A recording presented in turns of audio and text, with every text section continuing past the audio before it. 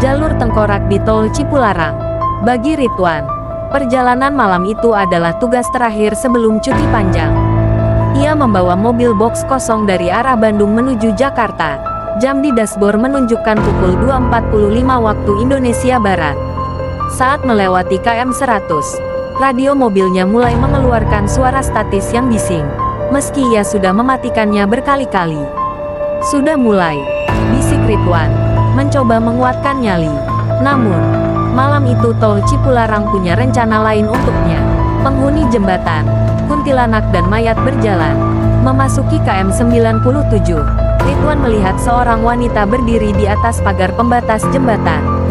Wanita itu berbaju putih panjang yang sangat kotor. Rambutnya yang hitam legam menjuntai hingga ke aspal.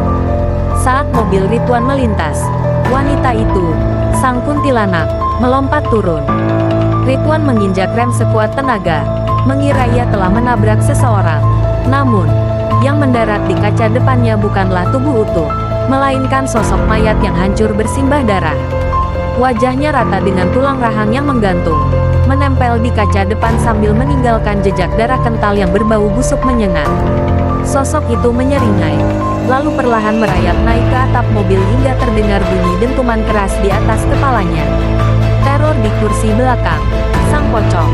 Ridwan tidak berani berhenti. Dengan tangan gemetar, ia terus memacu mobilnya. Ia melirik ke kaca spion tengah untuk memastikan keadaan di belakang. Jantungnya seolah berhenti berdetak. Di sudut gelap kabin mobil boxnya, tepat di belakang bahunya, duduk sesosok pocong. Kain kafannya sangat kusam, kecoklatan seperti baru saja digali dari tanah kuburan yang basah. Wajahnya hitam legam dengan kapas yang menonjol keluar dari lubang hidung. Mata pocong itu melotot putih ke arah Ridwan, memancarkan kebencian yang murni. Setiap kali Ridwan berkedip, wajah pocong itu terasa semakin dekat ke telinganya, membawa hawa dingin yang menusuk tulang.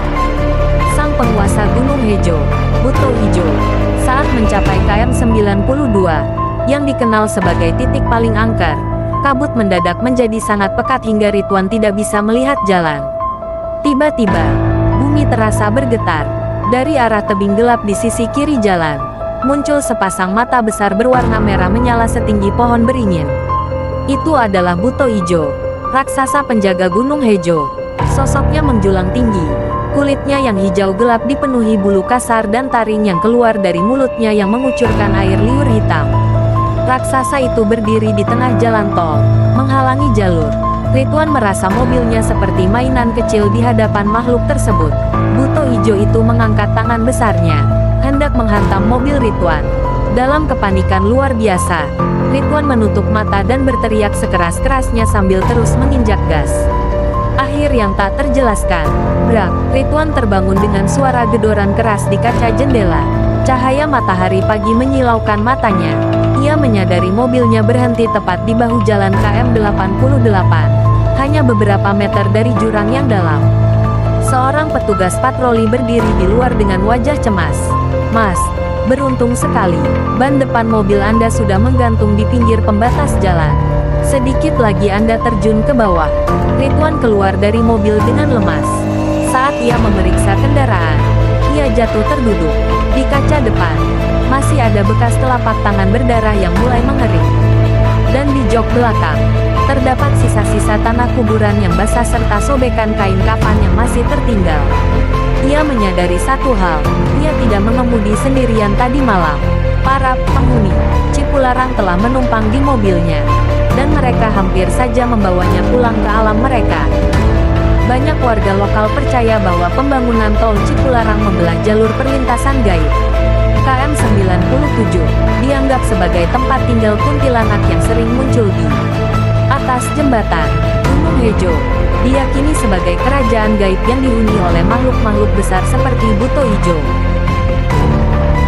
Cerita pun selesai. Di subscribe ya, dan sampai ketemu lagi di kisah-kisah selanjutnya.